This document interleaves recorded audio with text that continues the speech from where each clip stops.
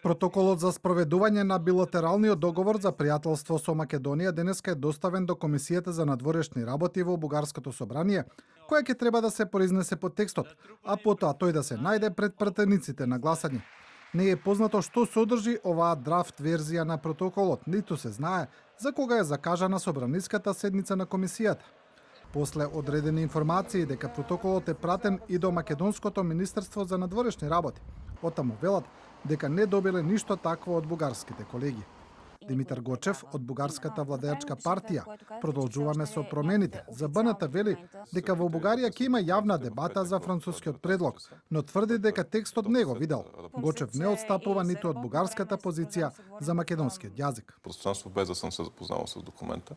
Ставот на Бугарија е јасен. Македонскиот јазик го сметаме за дијалект на бугарскиот јазик. Бугарија и понатаму има право на вето и во секое време може да го блокира членството на Република Северна Македонија во Европската унија.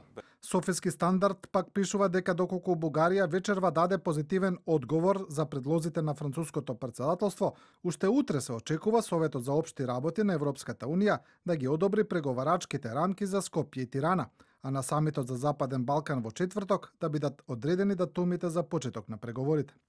Но од друга страна во среда ќе се гласа за доверба на владата на Кирил Петков и рече се известно дека неговиот кабинет ќе ја изгуби довербата на пратениците.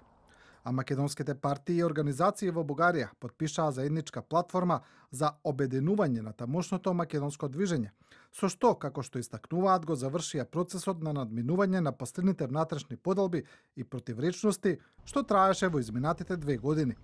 Една од главните цели на македонските организации во Бугарија ќе биде запирање на негирањето на македонското национално малцинство во Бугарија преку негово официјално признавање.